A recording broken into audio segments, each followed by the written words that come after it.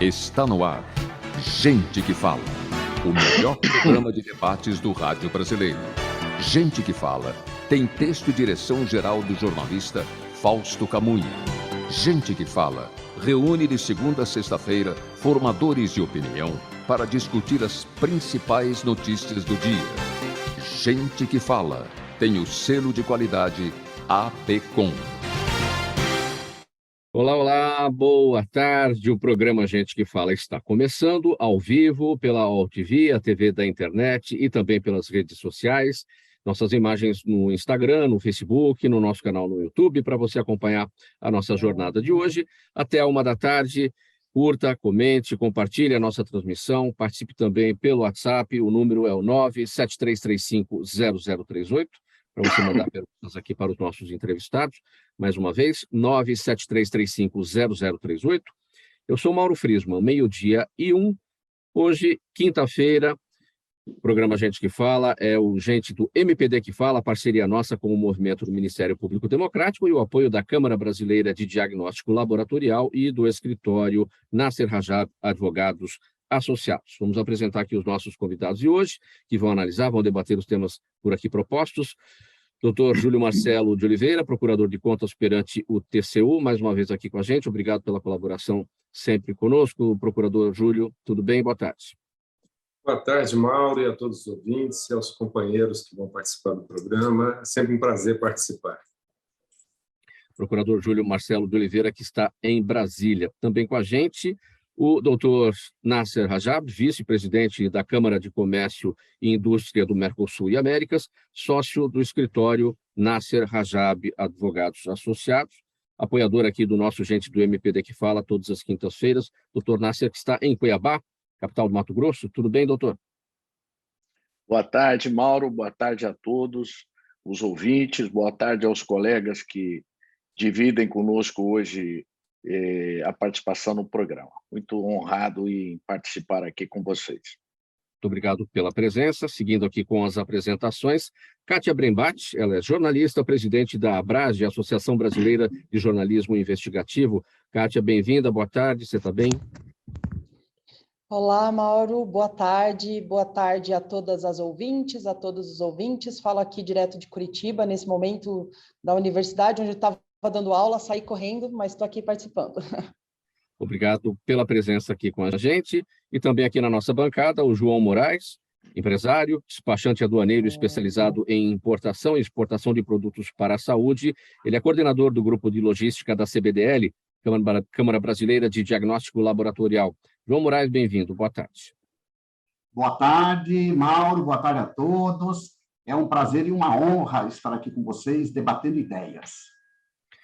12:03, pessoal, vamos ao nosso primeiro assunto desta tarde, que é o seguinte: o deputado estadual Douglas Garcia, deputado aqui em São Paulo, ele é do Republicanos, candidato a deputado federal nas próximas eleições, foi expulso do debate realizado pelo UOL, Folha de São Paulo e TV Cultura, agora na terça-feira, após tentar intimidar a jornalista Vera Magalhães, que participava daquele evento. Com o celular em punho, gravando, o parlamentar foi para cima da apresentadora ao encerramento daquele debate, afirmando que ela é uma vergonha para o jornalismo e questionando o valor do seu contrato de trabalho. Na sequência, o apresentador Leão Serva, que mediava o debate, intercedeu, retirou o celular da mão do deputado e começou a gritar "jornalistas", enquanto era retirado pelos seguranças. Kátia Brembach, o que esse episódio envolvendo aí a jornalista Vera Magalhães, nossa colega, revela? Esse episódio é lamentável em vários aspectos. Eu queria dizer aqui que essa não é uma defesa corporativista, né, de jornalistas, né, mas a questão é que a gente já imaginava que a gente ia evoluir para esse tipo de atitude nesse momento eleitoral, porque há uma escalada de violência e, mais do que isso, uma escalada de desrespeito ao trabalho de jornalistas. Veja, a pessoa pode ser crítica ao trabalho do jornalista, ela pode criticar a imprensa, ela pode criticar os profissionais, as profissionais, mas existem formas de fazer isso, né? Você não pode ficar atacando o mensageiro, a mensageira, né? Quando você vai criticar uma reportagem, dizer, olha, e primeiro precisa separar muito bem o que é reportagem do que é opinião, que a maior parte das pessoas também mistura completamente, né? Mas quando você vai criticar, você precisa dizer, ó, está errado por esse motivo, ou você distorceu nesse ponto, mas normalmente as pessoas fazem um tipo de agressão direcionada, violenta, gratuita e desrespeitosa ao trabalho da imprensa, né? A Vera Magalhães vem sofrendo esse tipo de agressões há bastante tempo, de vários lugares diferentes, e é bem importante que até uma discussão que ela trouxe à tona a partir do 7 de setembro, né? No 7 de setembro, alguém fez um banner e reproduziu acho que era uma retroescavadeira, não me lembro agora, com críticas a ela.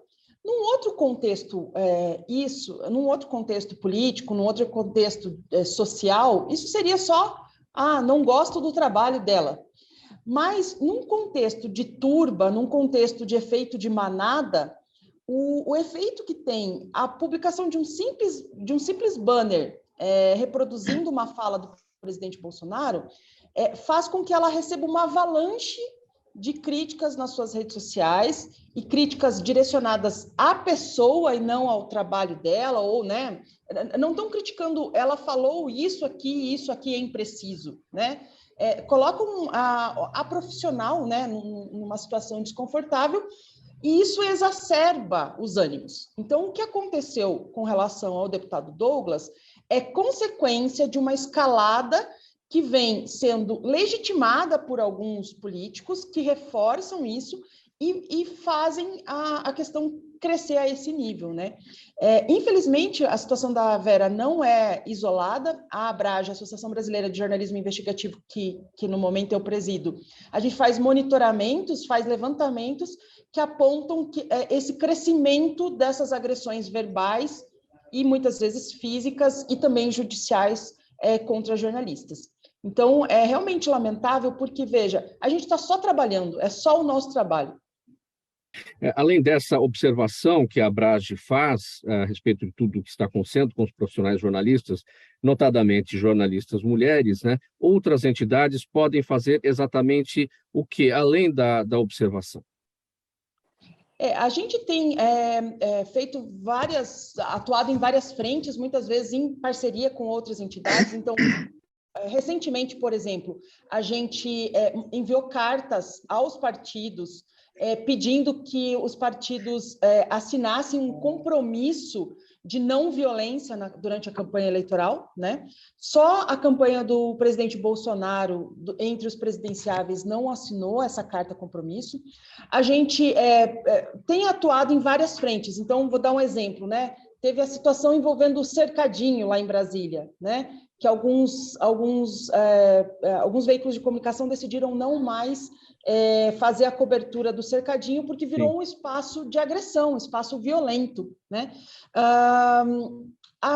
Várias entidades procuraram os sistemas, né, as equipes de segurança de Brasília para dizer ou vocês tomam providências para que esse ambiente volte a ser seguro, ou a imprensa não vai mais estar nesses espaços, o que é prejudicial para a sociedade.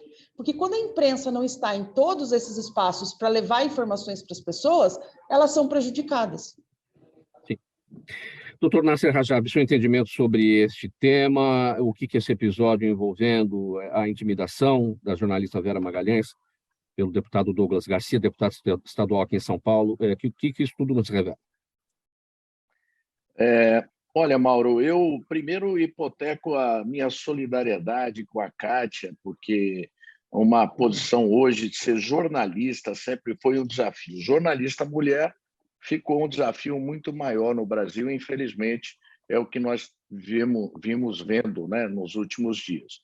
É um problema sério, e eu concordo. Acho que a mensagem que o presidente da República passa, ela decorre, né, esse risco, acaba vindo uma avalanche de reações daqueles que são mais fanáticos, né? Que o presidente, é óbvio, a gente sabe que, apesar da postura, ele pessoalmente, né, não faria nenhum gesto mais agressivo ou mais violento, mas os demais, né, infelizmente, essa escala vai descendo e cada um enxerga de uma forma. Esse é o grande risco. E essa questão nos faz lembrar, até por uma simbiose histórica, daquele episódio, né, de quando Costa e Silva baixou o AI-5, Pedro Aleixo se mostrou preocupado, né? E Costa e Silva reclamou, falou, mas por que essa preocupação? Nós sabemos o que estamos fazendo. Ao que respondeu Pedro Aleixo, dizendo o seguinte, minha preocupação, presidente, não é o que os com o senhor ou com os que estão ao seu redor. Minha preocupação é o guarda da esquina, né, que ele não saberá medir essa sua atitude ou a sua intenção. Então, me parece que é uma irresponsabilidade muito grande do presidente quando ele permite que essas atitudes sejam divulgadas por ele próprio. É lamentável, é preocupante e de forma que acho que isso precisa ser estancado imediatamente. Procurador Júlio, seu entendimento sobre esse tema? Mauro, a imprensa livre é um pilar da democracia. Então, nós temos que render sempre as nossas homenagens, nosso respeito aos profissionais da imprensa que constroem esse pilar da democracia, que divulgam informações, que esclarecem a população. A gente pode até achar que um jornalista ou outro pode ter um viés mais simpático ou mais crítico a uma linha de pensamento, mas todos eles merecem o nosso respeito, todos eles contribuem para uma sociedade plural. A Vera Magalhães é uma jornalista muito atuante, muito respeitada e merece toda a nossa solidariedade e respeito. Eu vejo essa atitude do deputado como extremamente grosseira, desrespeitosa, mas, mais que isso, ela provavelmente é orientada por um desejo de aparecer, de lacrar, de se divulgar, de chamar atenção com esse fato que ele criou, o factoide que está hoje todo mundo discutindo, para angariar votos desses eleitores mais radicais que simpatizam com atos de violência verbal e que podem até descambar para a violência física. Então, isso tem que ser repudiado de uma maneira muito incisiva para que as pessoas percebam que isso coloca em risco a segurança de todos nós, não só dos jornalistas que estão ali mais expostos, mas a gente não pode construir uma sociedade em que a divergência política e ideológica descambe para a violência física, nem contra jornalistas, nem contra militantes de um partido ou de outro. Então, esse ato é lamentável e deve merecer todo o nosso repúdio. João Moraes, seu entendimento sobre esse tema, por gentileza? Eu concordo com todos, né, Mauro? O que a gente está vivenciando aí realmente é um aumento de violência contra as mulheres, contra os jornalistas, né? Então, não tem como você ter democracia num país se você não, se você quiser calar os jornalistas, calar a imprensa, né? Então, é muito importante que os próprios jornalistas não entrem no jogo deles, né? Então, o que mais me chamou a atenção nesse episódio é que a própria Vera Magalhães, uma profissional, ela acabou entrando no jogo deles, né? Então, e é o que eles querem, na verdade, eles querem lacrar. Então, eu acho assim que ele é um deputado, ele deveria estar trabalhando em prol da população, e não só daqueles que votaram nele, de todos. Então, o Estado de São Paulo, o Brasil, tem muita coisa a ser feita, mas o objetivo desses que estão aí é realmente criar confusão, né? Porque daí os eleitores deles, os seguidores deles vão amar, que legal, ele peitou, ele fez isso e aquilo. Então, isso é péssimo para a nossa democracia, péssimo. Agora, infelizmente, né, eu entendo que eles têm que ser punido, até para servir de exemplo e evitar novos confrontos dessa forma, né? Mas o que eu gostaria, na verdade, é que mudasse esse tipo de comportamento, né? Pouco importa, na verdade, se ele é de direita, se é de esquerda, se é de centro, qual é o pensamento? Na verdade, nós só vamos crescer realmente quando todos esses políticos tiverem numa só mesa debatendo ideias, né? E aí eu acredito que com isso a gente vai voltar ao crescimento, né? Ao investimento em educação,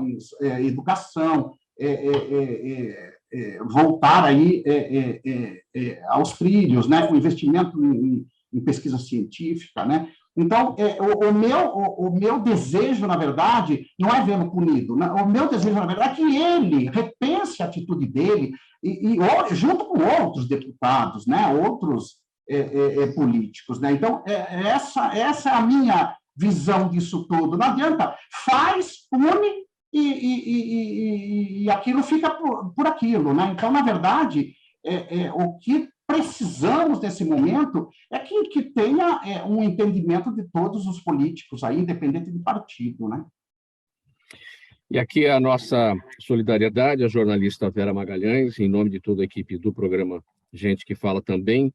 Não se trata de espírito de corpo, de corporativismo, né? Como a Kátia Brembati muito salientou aqui, muitas vezes somos acusados disso. Estamos em defesa de Vera Magalhães, porque estamos em defesa da imprensa livre, estamos em defesa da democracia, uma vez que a imprensa, a mídia, é um dos pilares de tudo isso que a gente precisa ter aqui, que é a democracia, para poder levar informação com liberdade.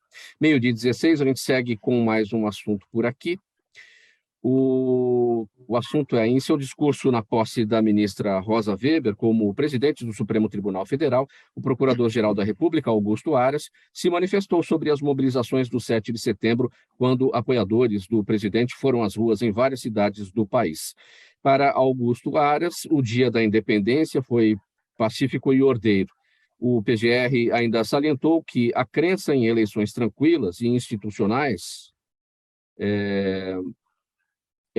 vou repetir aqui, desculpe. O PGR ainda salientou a crença em eleições tranquilas e institucionais ao dizer que, abre aspas, é gratificante saber que todos nós estamos trabalhando para que tenhamos um certame eleitoral em clima de paz e harmonia, sem violência, fecha aspas aqui para a citação do PGR Augusto Aras. Seu entendimento, doutor Nasser Rajab, a respeito dessas palavras aqui do PGR Augusto Aras, é tudo que a gente espera, né? Uma eleição tranquila e institucional, né? Olha, Mauro, eu acho que ele está certo. Ele disse que ela foi mesmo, o 7 de setembro que nós vimos, foi ordeiro e pacífico, menos mal, né? Eu acho que a gente havia aí uma expectativa, talvez, de algumas violências, mas, de fato, não ocorreram. A grande questão aí é o seguinte, ele também disse que o 7 de setembro foi uma grande festa cívica, como que se esperava, principalmente comemorando 200 anos da independência. Nesse ponto eu discordo. Eu acho que foi uma grande festa partidária, né? Foi uma campanha política, o que a gente viu. Acho que ficou, na verdade, a festa cívica ficou diminuída, né, com essa demonstração de campanha. Acho que o 7 de setembro aí foi sequestrado e, infelizmente, nós vimos mais discursos, né, e menos festa cívica na participação da população. Kátia, você está de acordo com a avaliação do Dr. Nasser? Houve um sequestro da data para manifestações políticas? Estou plenamente de acordo. Realmente, isso tem vários levantamentos já mostrando, né? Queria só reforçar o que foi dito com relação à questão do que se esperava da festa, né? Eu participei até de alguns outros debates sobre esse assunto. Em outros países, quando a gente está imitando coisas positivas de outros países, né? Vários países comemoraram datas redondas, como um bicentenário aí, né? Com festas que levaram a população à rua. Eu não sei se a gente teria clima para isso neste momento, mas ainda assim, como política pública, como nação, como uma estrutura de Estado, a gente deveria ter pensado em como comemorar. Afinal de contas, são 200 anos de independência, né? Não, isso não pode ser atribuído a um governo, né? A gente deveria comemorar esses 200 anos de história em tudo que a gente construiu, que a gente ainda precisa evoluir muito, mas tudo que a gente construiu nesses 200 anos, né? E até pelo momento político que a gente vive, o que a gente viu foi comemoração, pessoas envergonhadas de comemorar os 200 anos, né? Pessoas que não quiseram participar de uma série de eventos, e outras que foram à rua não para comemorar os 200 anos, mas para manifestar assim, uma aproximação com este ou aquele, né? E a Justiça Eleitoral já está averiguando como que isso se deu também, se as regras eleitorais foram cumpridas ou não. Não sou eu aqui a pessoa indicada para fazer essa avaliação, mas em breve a gente vai ter uma resposta se isso respeitou as regras eleitorais ou não. João Moraes, sua avaliação sobre este tema. Eu concordo com todos, né? Claro, infelizmente ficou parecendo um palanque político mesmo, né? Um palanque de campanha. Mas temos que comemorar mesmo que não tivemos episódios de violência. Então, chegamos ao ponto de, puxa, não morreu ninguém, não teve nenhum disparo, já é um motivo, uma vitória, né? Então, eu confesso que eu estava bastante preocupado com a violência nesse dia, né? Então, eu acho que o meu desejo, na verdade, o que eu espero nos próximos anos é que voltemos à época em que eu ia com os meus filhos, assistir os desfiles, né? E aí pouco importava a preferência política de cada um, né? Ia com as crianças. Eu realmente, meus filhos já são grandes, né? Mas se eu tivesse filho pequeno, eu não levaria. Neste ano, eu não teria saído com eles para ver o desfile, né? Infelizmente, né? Então, é aquilo, né? Deixa de volta. Na verdade, é uma festa de todos os brasileiros, não é de um de direita, de esquerda, de centro, é de todos os brasileiros, é a comemoração da independência, né? Então, eu acho assim, eu quero de volta levar meus filhos, eu adorava, né? Então, é o que eu espero nos próximos anos. Procurador Júlio Oliveira. Se me permite uma parte Fala, ao João, a minha sensação de alívio foi no dia 7, exatamente isso, assim, porque como a Associação Brasileira de Jornalismo Investigativo, a gente tinha se preparado para resolver situações de violência, inclusive, né? Por quê? Porque em várias outras situações de menor escala aconteceu isso e a gente temia pela integridade física dos jornalistas que estavam trabalhando. Então, quando terminou o 7 de setembro, a minha avaliação foi, ufa, vou conseguir dormir em paz. Até porque, Kátia, tinha havido já uma tensão no 7 de setembro do ano passado, né? Então, havia uma expectativa ruim aqui para esse, né? Júlio, procurador Júlio, seu entendimento sobre esse tema. Então, eu quero chamar a atenção para dois pontos aqui. A festa cívica, como o doutor Nasser falou, não houve, né? Foi sequestrada realmente pela campanha eleitoral do presidente. Outras eleições presidenciais, nós não vimos o que aconteceu dessa feita, né?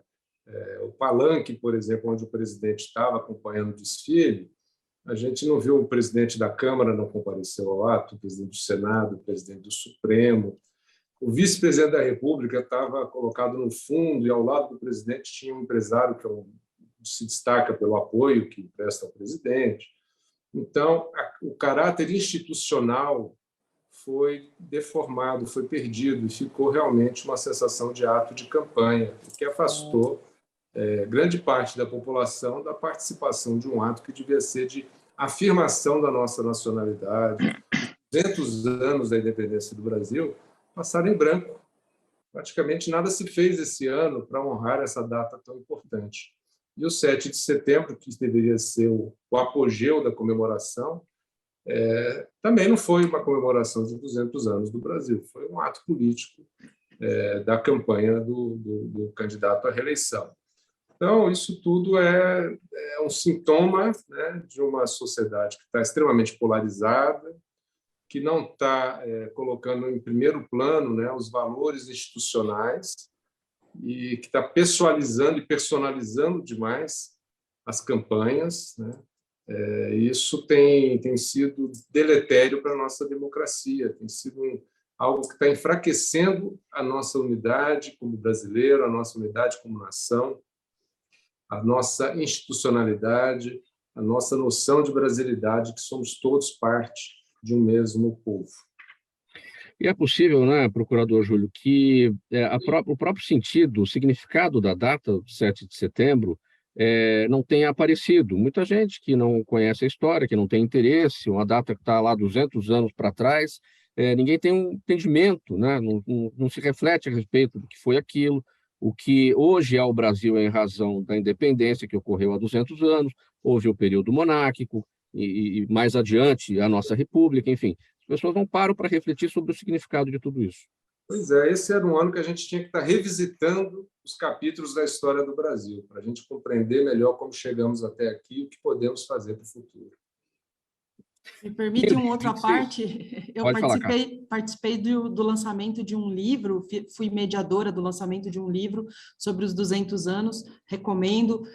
O organizador, o Dr. Roberto Leviano, do Ministério Público, né, Federal, junto com a professora Rita, com várias personalidades relevantes, que fizeram um resgate histórico do que aconteceu no Brasil nesses 200 anos em várias áreas, da educação, na saúde, nos direitos humanos.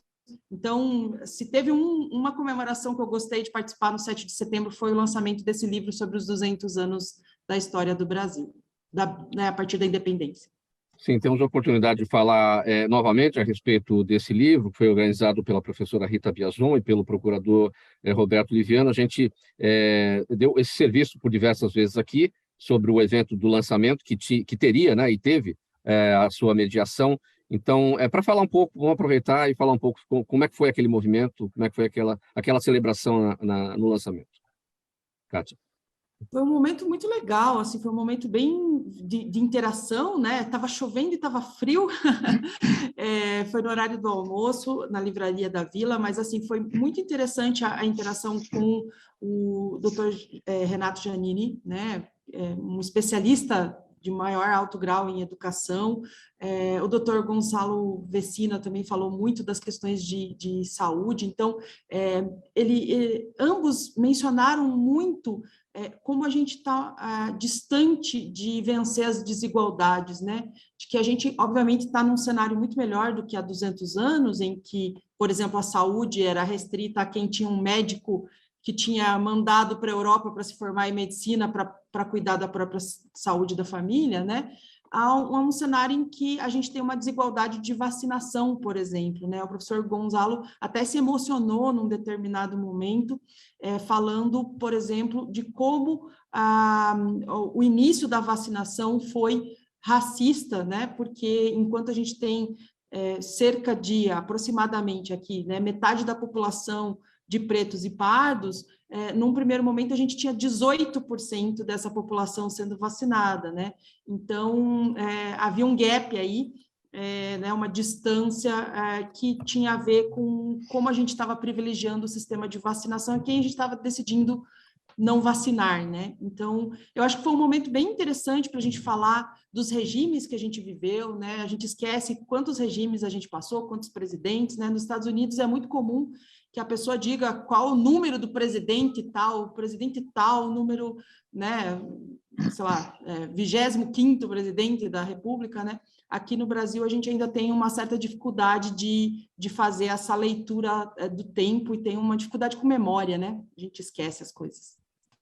Então, só para reforçar aqui, 200 anos da independência do Brasil, das margens do Ipiranga à margem da sociedade, o livro, pelas mãos de diversos autores, especialistas das mais diversas áreas, cada um com o seu capítulo dentro do seu tema, e esse trabalho foi organizado pelo procurador Roberto Liviano e também pela professora Rita Biazon, e cujo lançamento aconteceu agora no Dia da Independência, na Livraria da Vila, aqui em São Paulo, e com a mediação de um debate aqui promovido pela nossa Kátia Brembati. A gente vai parar para o intervalo agora, uma mensagem aqui do nosso apoiador, um golinho de água para cada um, a gente volta à consequência dos temas. Até já. Os melhores trabalhos de comunicação nunca abrem mão de um excelente instituto de pesquisas. A Orbis é um instituto de pesquisas que une precisão e confiabilidade estatística com a mais alta tecnologia em pesquisas do mercado. Na sua próxima pesquisa, se eu fosse você, chamava Orbis. Até porque o sucesso é consequência direta da informação que você tem e o que você faz com ela. Estamos de volta, 12:30 agora, programa Gente que Fala, ao vivo pela AltV, a TV da internet, e também pelas redes sociais, imagens no Instagram, do Facebook, do nosso canal no YouTube. Hoje, o programa Gente que Fala de quinta-feira, edição de quinta-feira, é o Gente do MPD que Fala, parceria nossa com o Movimento do Ministério Público Democrático, o apoio da Câmara Brasileira de Diagnóstico Laboratorial e também do escritório Nasser Rajab Advogados Associados. A gente vai seguir agora para o próximo assunto, para análise e debate dos nossos convidados de hoje. O Parlamento Europeu aprovou na terça-feira, pela primeira vez, uma resolução que estabelece que um regime de sanções comerciais seja aplicado contra o Brasil por conta do desmatamento. A proposta prevê que empresas europeias garantam que o abastecimento de carne, soja, cacau e outros produtos não ocorra de uma forma que desmate florestas. Para que o projeto entre em vigor, ainda precisa ser aprovado por cada um dos 27 países membros da União Europeia, mas o passo no Parlamento Europeu foi considerado como histórico. Doutor Nasser Rajab, vamos falar do impacto dessa medida para o Brasil, primeiramente a partir do que a gente vive aqui, a questão do desmatamento. A gente vai ter dificuldade em cumprir as exigências impostas a partir dessa medida, porque não estamos fazendo a nossa lição de casa. Mauro, só você me permite, para finalizar a questão do 7 de setembro, você Claro. veja, o coração de Dom Pedro I, a primeira vez na história, sai de Portugal e vem para o Brasil para prestigiar e engrandecer esta festa de 200 anos. E, infelizmente, não foi o órgão de Dom Pedro que se destacou na festa, mas o órgão sexual do presidente da República. Então, veja, só para finalizar esse assunto e a gente passar para o próximo, lamentavelmente. Mas, enfim, com relação a essa sanção europeia, de fato, é uma derrota bastante dura para o nosso governo, infelizmente, porque nós estamos falando, né, do agronegócio brasileiro que vem sustentando a economia brasileira cada vez mais. O nosso PIB hoje se apoia exclusivamente nessa performance excepcional que a agricultura brasileira vem promovendo nos últimos anos. Então, uma sanção europeia contra isso, de fato, é uma derrota financeira, econômica, diplomática para o Brasil. O governo brasileiro, a gente tem notícia que se esforçou ao máximo nos últimos meses, tentando evitar essa sanção, e a gente viu que sem êxito. Isso deve impactar o agronegócio. Nós temos grandes players no agronegócio que conversam muito, né? Obviamente que o Brasil chegou a esse ponto porque os representantes do agronegócio brasileiro hoje interagem com os grandes mercados internacionais e eles também, obviamente, precisam do apoio da diplomacia para que as coisas ocorram, né? Nós não podemos imaginar, seria catastrófico para o Brasil que as exportações brasileiras fossem prejudicadas, né, por conta desta sanção. É preciso uma intervenção, uma demonstração de que isto não se aplica ou não há necessidade, talvez, melhorar essa comunicação, porque, sem dúvida, na verdade, o que ocorre é que o Parlamento Europeu ele acaba se pautando, né, pelas notícias de que o meio ambiente está sendo devastado. E, de fato, a gente sabe que ocorreram, né, um incremento desse desmatamento muito grande nos últimos anos. Mas isso não significa que a grande produção brasileira venha cometendo esses crimes ambientais. Isso precisa ser muito bem dimensionado. E, infelizmente, uma diplomacia bem feita poderia estabelecer esses parâmetros para uma melhor avaliação do Parlamento Europeu. Sem contar que essa guerra internacional, né, do comércio internacional, também pode estar influenciando lá para prejudicar mesmo a performance do Brasil. Isso tudo é o que uma política externa bem consolidada poderia e deveria estar fazendo. Infelizmente, o que parece é que ela não foi competente suficientemente para evitar esse desastre que é uma sanção do Parlamento Europeu, que pode, inclusive, contaminar, né, outros players internacionais, e isso, então, seria pior do que a gente imagina. Em que medida, doutor Nasser Rajab, essa medida deles lá, dos europeus, pode representar apenas um protecionismo a eles lá? Claro, vai criar uma dificuldade aqui para o nosso agronegócio e para outros players também importantes do agronegócio, mas especialmente aqui para o Brasil, mas com o intuito de protecionismo ali local. É isso que eu quis dizer, né, Mauro? Eu também, na medida em que isso serve, né, esses interesses de uma parte da comunidade internacional preocupada verdadeiramente com o meio ambiente, pode estar sendo manipulada por aqueles que têm interesse no protecionismo, reserva de mercado, que nós sabemos bem que o Brasil ele é bastante competitivo e isso não agrada produtores internacionais. E é por isso que eu digo, esta questão, quando bem defendida, quando bem colocada, inclusive na OMC, o Brasil teve grandes vitórias quando bem trabalhou nesses organismos, isso tudo pode ser muito bem dimensionado e evitado. Agora, quando você tem, trabalhando uma diplomacia brasileira de forma, digamos assim, enviesada, né? Com um aspecto ideológico mais, digamos, proeminente do que a questão bilateral, comercial. Nós atuamos muito pouco nos organismos internacionais nesses últimos anos, isso é uma realidade.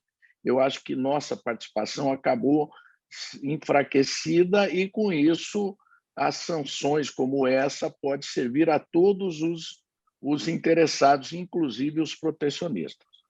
João, para levantar, para a sua análise sobre esse aspecto levantado pelo doutor Nasser, da questão da diplomacia, né, que nos últimos anos aí perdeu muita força e não tem a devida condição aí de entrar em campo para fazer as negociações lá com os europeus.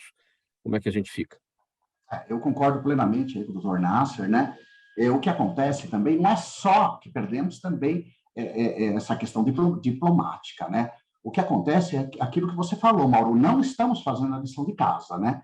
Então, eu li uma reportagem da jornalista Miriam Leitão, e ela cita que, segundo dados, 95% do desmatamento na Amazônia é ilegal.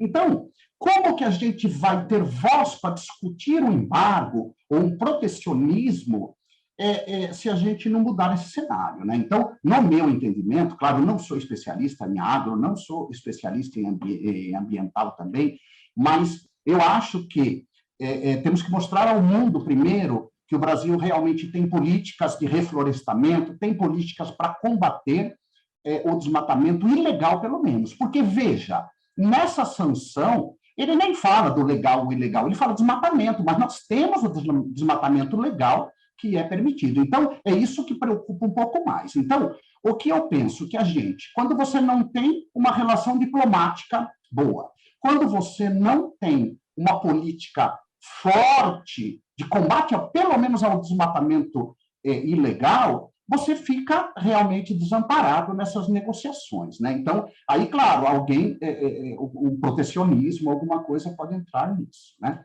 Não esquecendo também, outro aspecto que o doutor Nasser falou é a respeito da importância do agronegócio, né? Então, pelo que eu procurei, ele representa muito na nossa balança comercial nas exportações, né? Então, a ideia toda temos uma preocupação muito grande nesse relacionamento comercial, né? Mas a gente tem que pensar também nessa questão ambiental, gente. A gente tem que parar com o desmatamento ilegal, já fazer aí alguma legislação, não sei se existe ou não, eu realmente sou leigo nisso, por um reflorestamento, alguma coisa assim, né? Porque já foi desmatado ilegalmente, para a gente retomar essas negociações, né, lá fora, não sei. Faltando 20 minutos para 1 da tarde, você está pela AltV, ao vivo. Esse é o programa Gente que Fala, edição de quinta-feira. É o Gente do MPD que Fala, parceria nossa com o Movimento do Ministério Público Democrático e o apoio da Câmara Brasileira de Diagnóstico Laboratorial com o escritório Nasser Rajab Advogados Associados. A gente vai aqui para o próximo assunto. Desilusão com a política, baixa escolaridade e pouco acesso a fontes de renda. Em geral, esses são os principais combustíveis que abastecem a abstenção eleitoral no Brasil, de acordo com o levantamento feito pelo Globo. Desde 1998, o país registra a média de 20% de eleitores faltosos nas eleições gerais. O tema vem ganhando atenção nos últimos anos, ainda não é completamente considerado nas pesquisas eleitorais, mas, segundo especialistas, pode cada vez mais começar a fazer a diferença nas eleições. Procurador Júlio, esse final aqui da nossa nota, esse assunto, essa questão não é completamente considerada nas pesquisas eleitorais, pode fazer a diferença. Penso o seguinte, que é uma questão que justamente as pesquisas não identificam, por ser uma pesquisa de intenção de voto, uma coisa é a intenção de voto, outra coisa é o voto consolidado na urna, daquele que eventualmente responde a uma pesquisa e não vai votar por N razões, né? Aí você muda o resultado de uma pesquisa, aquilo acaba não se confirmando na prática, enfim, tem uma série de implicações aí. Pois é, Mauro, esse tema é muito interessante. Inclusive, a gente está vivendo um momento que as pesquisas, muitas estão discrepando umas das outras. E há uma dificuldade de metodologia das pesquisas, porque nós não fizemos o censo. E como nós não fizemos o censo, nós não sabemos exatamente as faixas da população em cada faixa de renda, em cada nível de escolaridade. Então, ontem mesmo eu vi uma matéria que alguns institutos estão considerando que até 2 salários mínimos a população é de 50%, outros estão considerando que é 40%. E isso distorce o resultado das pesquisas. E aí entra mais esse ingrediente que é o da abstenção, porque não se mede quanto das pessoas que respondem às pesquisas, quem realmente vai votar, quem vai se mobilizar para participar do pleito, ou quem simplesmente vai ignorar aquele dia, usar como um dia de descanso comum, como um domingo qualquer.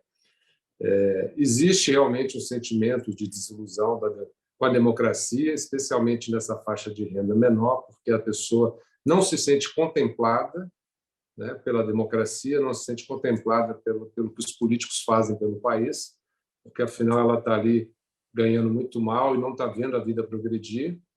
Então, uma sensação de que eles já estão excluídos e que, portanto, estão sendo chamados apenas para votar, mas no resto do tempo eles não são chamados para nada, né? E a pessoa que está ali, pobre, miserável, tem que estar correndo todo dia, matando um leão por dia para continuar sobrevivendo, para continuar botando a comida, o prato na mesa. Então, essas pessoas têm uma descrença muito grande na democracia, e não é uma descrença infundada. Então, isso realmente é um ingrediente que precisa ser levado em conta, tanto pelas pesquisas quanto pelos políticos, se eles querem realmente, se a gente quer realmente um dia ter um país, né, que não seja marcado por títulos de campeão da desigualdade mundial, né, ou para a gente não ver a nossa democracia sendo minada por esse sentimento de exclusão de um grupo contra o outro, enfim. E tem um outro elemento que também é importante, é que não há sanção, o voto é obrigatório, mas não votar acarreta uma sanção mínima, né? Você não pode emitir passaporte, não pode fazer concurso público, mas se pagar a multa, pode. E a multa é mínima, a multa é abaixo de R$ 4. Então, a pessoa que não quer votar, que está desiludido com o sistema, ela emite uma guia pela internet, ela paga na internet, ela emite uma certidão da Justiça Eleitoral que ela está quites com a Justiça Eleitoral, pagando essa multa, e ela não precisa ter o trabalho de ir lá votar se ela não acredita no processo. Então, como não há sanção, e aí o que eu vejo é que as pessoas estão cada vez mais conscientes disso, né? E numa verdadeira democracia, o voto não deveria ser obrigatório, né? A democracia ela tem que ser capaz de seduzir os eleitores, de fazer com que eles acreditem no processo democrático. Vale a pena discutir, se inteirar das propostas, debater, participar e ir até a urna colocar o seu voto. Então, isso é um estágio de democracia que a gente ainda não alcançou. Então, essa abstenção, ao mesmo tempo, é um sintoma, né, de descrença na democracia, mas não deve ser visto assim apenas como um erro ou um defeito do eleitor, né? É um erro, um defeito do nosso sistema democrático que não está sendo capaz de seduzi-lo, né, de fazer com que ele acredite no sistema. Você acredita no fim do voto obrigatório em algum momento aí da nossa democracia? Há quem diga que não é o ideal porque você corre o risco de ter uma parcela muito pequena indo às urnas para votar, e aí os eleitos não terão a representatividade que teriam, né, com uma grande maioria de eleitores, né? Mas se o voto tem que ser um direito, né? Nos países mais desenvolvidos do mundo, o voto não é obrigatório. É um direito, né? A pessoa não pode ser forçada a participar de algo que ela não... E também é uma pretensão, né, de tutelar as pessoas como se elas fossem infantilizadas, como se não fossem adultos capazes de discernir, né? Haverá pessoas instruídas que não vão querer votar e haverá pessoas que não foram tão instruídas que vão fazer questão de participar, né? Isso tudo depende da capacidade da democracia de incluir e ser relevante para todos. Kátia, seu entendimento sobre esse nosso tema, e um ponto importante que o doutor Júlio levantou é o nosso censo atrasado, né? E muitas das pesquisas eleitorais aí dando resultados bem discrepantes, em razão certamente da falta do censo, uma vez que na metodologia aí de cada instituto há esse baseamento, né, sobre o nosso censo também. Isso, Mauro. Eu primeiro peço desculpas aqui, estamos enfrentando uma lei de Murphy com a internet hoje, mas peço desculpas. Eu queria retomar o que o doutor Júlio falou, mas primeiro eu vou falar do censo, né? A Abrage, inclusive, chegou a entrar com uma ação como amicus curiae no STF, defendendo a realização do censo já em 2020, embora a gente sabia que estava num contexto de pandemia, porque o nosso entendimento é de que a ausência desses dados tem efeito, sim, nas pesquisas eleitorais, mas tem efeito em uma série, inclusive imensurável, né? Uma escala imensurável de questões da ausência de dados públicos ou de a gente estar olhando para um Brasil de 12 anos atrás, né? Lembrando que o censo é esse aprofundamento do conhecimento da realidade do Brasil, que é feito de 10 em 10 anos, e nesse momento a gente está aí há 12 anos sem informações novas, né? Então, sim, tem um prejuízo muito claro, e para nós, hoje a Abrage hoje a Abrage preside o Fórum de Direito a Acesso à Informação Pública, né? E a gente entende que essa é uma informação de interesse público. Com relação especificamente à fala do Dr. Júlio, eu queria retomar, porque eu achei bem interessante essa questão do voto obrigatório, né? Eu quero chegar nesse lugar, sabe, doutor Júlio, de um dia a gente não precisar mais ter o voto obrigatório, né? Eu, como jornalista, tive a oportunidade de cobrir várias eleições, conversando com eleitores, né, com entrevistados, pessoas que estavam completamente alheias, né, ao processo eleitoral, e não votavam nesse ou naquele, nem entendiam exatamente o que estava acontecendo, e existe o voto de cabresto, existe o voto do sujeito que vai lá e diz, vota no fulano, e a pessoa vota mesmo sem saber. Então, a gente sabe que tem um prejuízo do voto obrigatório, mas também a gente sabe que o Brasil é um país muito desigual, e que se a gente não tivesse se a gente tivesse o voto facultativo, talvez a gente tivesse uma situação ainda mais desigual, né? Eu acho que para tomar uma decisão, a pessoa precisa ter condições de tomar a decisão. Isso que o doutor Júlio falou muito apropriadamente, né? Decidir não ir votar, principalmente nesses países que a gente se espelha aí, né, como mais desenvolvidos, é uma decisão, normalmente, uma decisão esclarecida, né? No Brasil, a gente ainda está muito longe, a nossa democracia é muito recente ainda, e as nossas desigualdades sociais apontam para um cenário de que a gente não pode ainda abrir mão desse voto, né? E já falando da questão da abstenção, eu acho preocupante, sim, que a gente tenha esse nível de abstenção, porque ela realmente passa uma mensagem do que está acontecendo, né? É um alerta. Faltando 10 minutos para uma, Kátia, a gente vai falar sobre quem chamou? Júlio. Fala, Júlio. Olha só, se a gente olhar a história desses países desenvolvidos, né, em nenhum momento na história deles o voto foi obrigatório. Não teve voto obrigatório nos Estados Unidos. Há 200 anos atrás, os Estados Unidos era um país pobre, agrário, muitas pessoas pouco letradas também, e o voto lá nunca foi obrigatório. Os países da Europa também. Então, a gente criou esta narrativa de que temos que passar por um estágio primeiro de voto obrigatório até que o povo seja capaz de ter um alto grau de discernimento.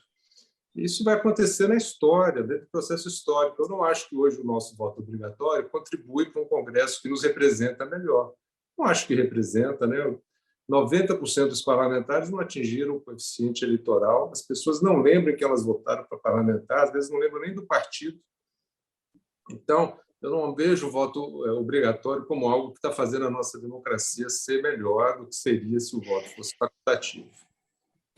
9 minutos para 1 da tarde agora, nós vamos falar sobre o seguinte: mulheres de todo o mundo estão postando vídeos, dançando nas redes sociais, depois que críticas foram feitas à primeira-ministra finlandesa Sanna Marin por imagens vazadas que a mostravam festejando com amigos. Alguns opositores políticos condenaram o comportamento de Marin nos vídeos como impróprio para uma primeira-ministra.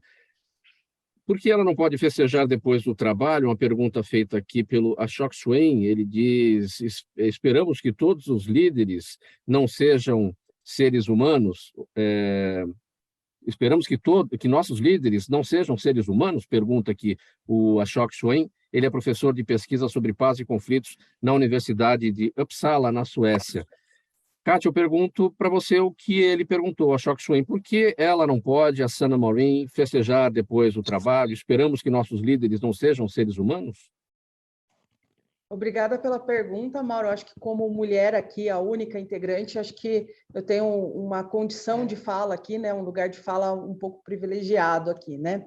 Ou melhor, eu posso falar da perspectiva feminina, né? A gente, como falou na primeira questão, né, da questão das jornalistas estarem mais expostas, as políticas, né, as mulheres que ocupam o campo da política também estão mais expostas, inegavelmente. E o que a gente percebe é uma certa patrulha sobre comportamentos das mulheres na política, né? Sim, somos seres humanos, né? Sim, não, eu não vejo problema nenhum em uma primeira-ministra dançar, ou uma presidente da Câmara, ou, né, qualquer cargo político. O que se exige de um ocupante de cargo público é um respeito a uma série de comportamentos, né? E a gente vê aí vários homens ocupando cargos políticos, e eu vou falar do Trump para não falar de nenhum caso brasileiro, né, que tem alguns comportamentos impróprios e não são questionados. E esses sim impróprios, né? Comentários, atitudes, eu acho que é de um machismo extremado estarmos, não neste programa, mas a primeira-ministra na Finlândia estar sendo acusada de comportamento impróprio por estar dançando fora do horário de trabalho, e poderíamos até discutir se fosse num evento oficial, né? Mas é um reflexo do machismo, né, da sociedade. Eu não tenho nada além disso para falar, porque para mim é tão chocante em 2022 a gente ter que discutir se uma primeira-ministra pode dançar ou não, com imagens vazadas, né? Então, a que ponto chegamos, né? Temos a presença aqui com a gente, o prazer de receber o procurador Roberto Liviano, presidente do Instituto Não Aceito Corrupção. Está na nossa conexão, procurador? Não, ele veio aqui no contato com a gente. Procurador, bem-vindo, como está? Vim só dar uma boa tarde aqui para vocês, nada mais.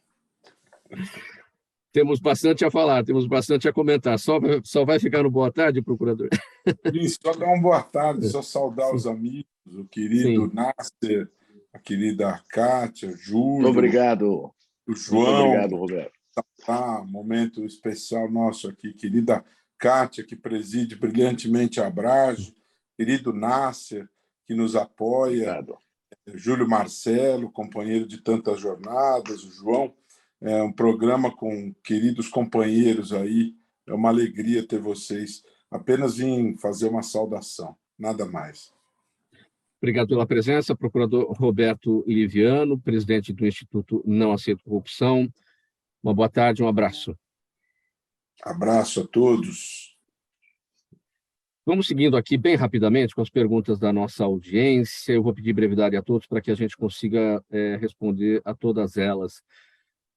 Doutor Nasser Rajab, o seu Jaime do Jardim Bonfilholi com a gente, ele sempre aqui participando. Obrigado, seu Jaime, aqui pela sua pergunta. Qual é o futuro do Mercosul? Ele quer saber, doutor Nasser. Olha, o Mercosul é uma organização que nos parece tem feito muito bem aos países que o compõem. Infelizmente, altos e baixos, né, acabam atrapalhando essa organização que poderia estar num estágio muito melhor.